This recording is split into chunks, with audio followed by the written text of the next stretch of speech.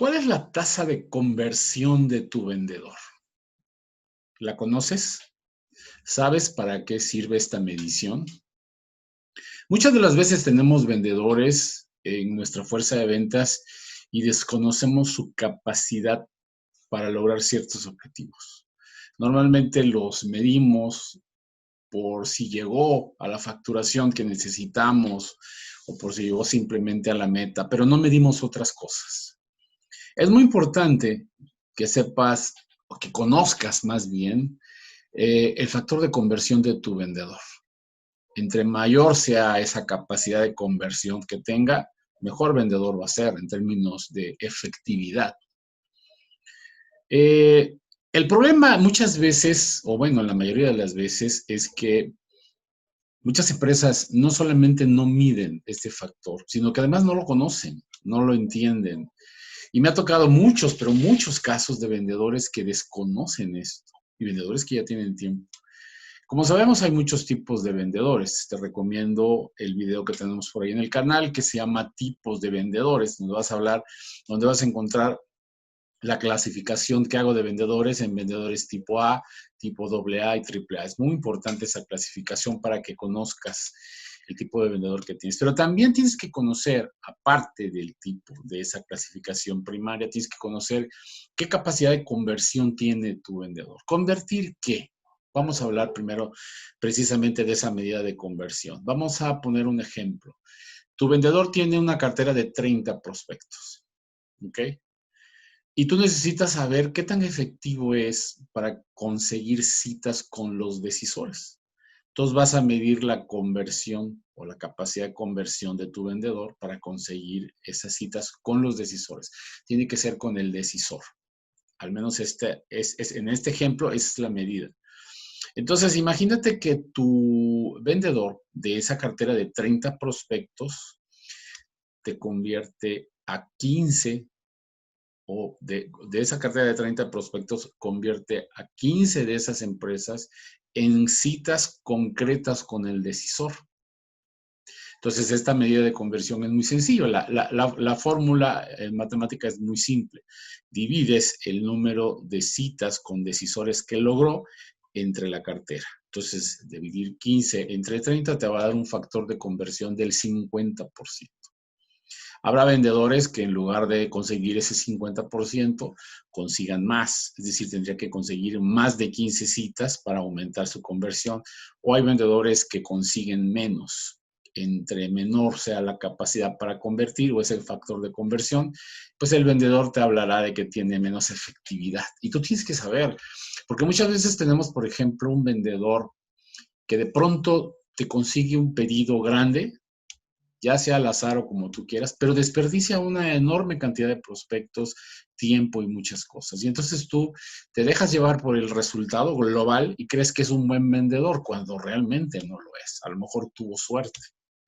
Un vendedor tiene que mantener un promedio de conversión. Entonces, puedes tú decir, mi vendedor número 4 es un vendedor que tiene un factor de conversión del 35%, del 40% y tienes que definir, por ejemplo, de 20 prospectos con los que se sentó a platicar ya con decisores, logró colocar 10 cotizaciones. Entonces, él es un vendedor que tiene la capacidad de convertir a la mitad de los prospectos con los que se sienta a platicar. Su factor de conversión es del 50%.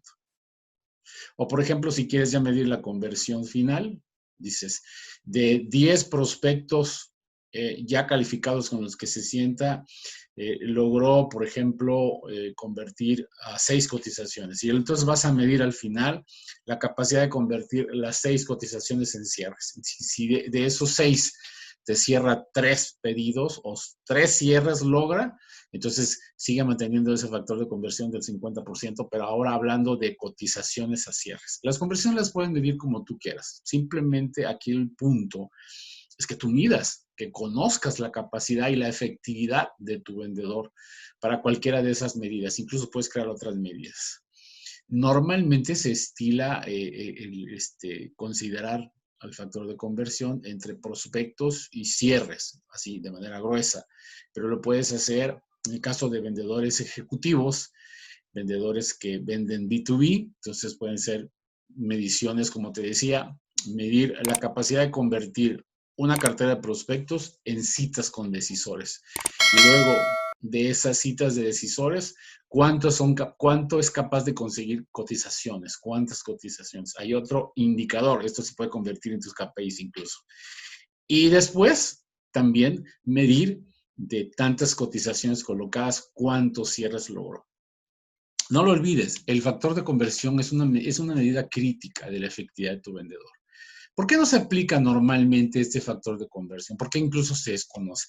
Bueno, insisto, por la primera parte es precisamente porque se desconoce el concepto. Como te lo dije hace unos minutos, me he encontrado con muchísimos vendedores a los que cuando yo los entrevisto para valorarlos, les digo, ¿cuál es tu factor de conversión? Y no tienen una respuesta. Ya cuando veo que no hay una respuesta, le digo, ¿qué es? ¿Que no lo mides o que no lo conoces? No, es que la verdad no conozco esa medida.